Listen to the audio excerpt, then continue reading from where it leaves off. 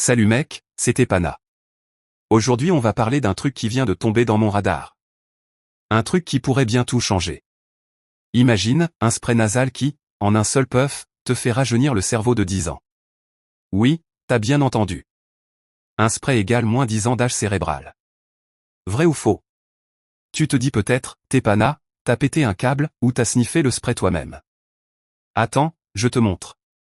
Parce que là, on parle pas d'un énième complément alimentaire qui promet monts et merveilles. Non. Là, c'est de la science dure, des études publiées dans des revues ultra sérieuses et des résultats qui donnent carrément le vertige. Alors, accroche-toi. On va plonger dans cette révolution médicale qui pourrait bien redéfinir notre façon de vieillir, ou même de penser. Et à la fin, je te donnerai mon avis perso, sans filtre. Parce que oui, il y a un gros mais dans cette histoire. Allez, c'est parti. D'abord, le contexte. Tu le sais, le vieillissement cérébral, c'est le fléau du XXIe siècle.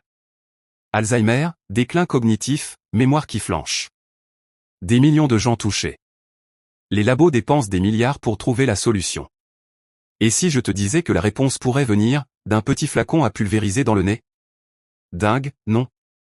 Ce spray, il s'appelle Cérébrolisin, enfin, en vrai, le nom exact c'est un peu plus technique, mais retenons ça pour l'instant. Développé à l'origine pour traiter les AVC et les lésions cérébrales, il est utilisé depuis des années en Europe de l'Est, en Chine, en Amérique latine. Mais là où ça devient hallucinant, c'est quand des chercheurs ont commencé à l'étudier pour autre chose, le rajeunissement du cerveau. Mais attends, comment un simple spray nasal peut-il agir sur le cerveau? C'est là que ça devient intéressant. Le principe actif, c'est un mélange de peptides dérivés du cerveau de porc. Oui, t'as bien entendu.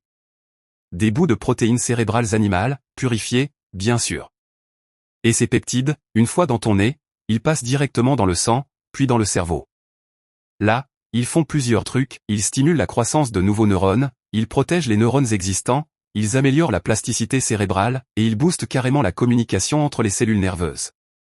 Et là où ça devient dingue, c'est que des études ont montré que chez les personnes âgées, après quelques semaines d'utilisation, les effets sont visibles. Meilleure mémoire, meilleure concentration, temps de réaction plus rapide. Comme si leur cerveau avait rajeuni. Une étude allemande, par exemple, a suivi 140 personnes de plus de 60 ans pendant 3 mois. Résultat? Ceux qui ont utilisé le spray ont amélioré leur score cognitif, comme s'ils avaient perdu 10 ans d'âge cérébral. 10 ans, mec. En 3 mois. Mais alors, si c'est si efficace, pourquoi on n'en parle pas plus? Pourquoi c'est pas le nouveau Viagra du cerveau, vendu partout? Eh bien, accroche-toi, parce que là, ça devient un peu glauque. Premièrement, le Cérébrolisin, il n'est pas approuvé par la FDA aux États-Unis, ni par l'Agence européenne du médicament.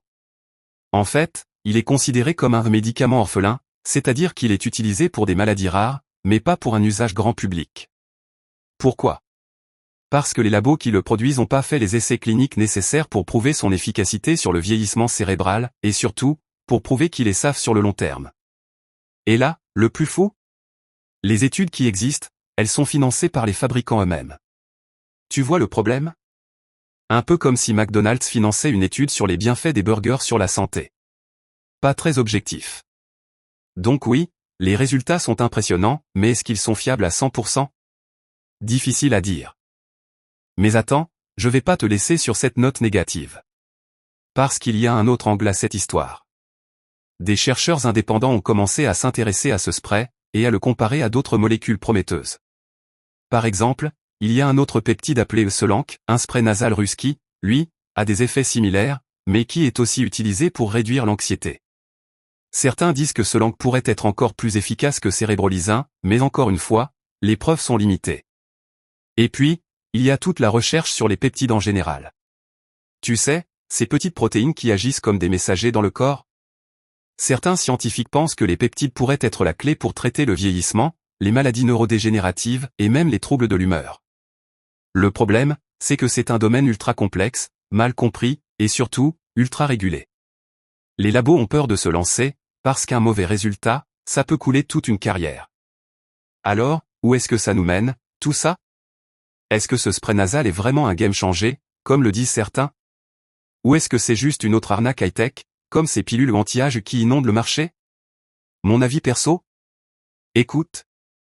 Je pense qu'il y a quelque chose de vrai là-dedans. Les peptides, ça marche.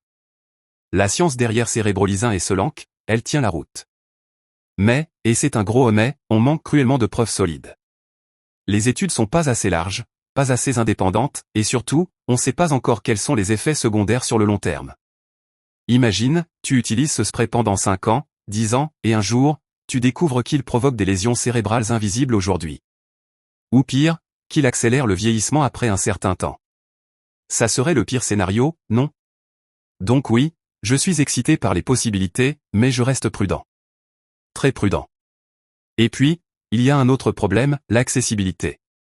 Même si tu veux essayer, c'est compliqué. Aux États-Unis ou en Europe, tu peux pas juste commander Cérébrolisin en ligne. Il faut passer par des cliniques spécialisées, ou des pays où la réglementation est plus souple, comme le Mexique ou l'Inde. Et ça, c'est clairement un frein. Donc, pour répondre à la question initiale, un spray égale moins 10 ans d'âge cérébral. Vrai ou faux? Aujourd'hui, je dirais. Potentiellement vrai, mais pas prouvé. Et surtout, à utiliser avec une extrême prudence. Alors, moi, dans ta peau, j'attends. J'attends que des études indépendantes confirment les effets. J'attends que les régulateurs donnent leur feu vert.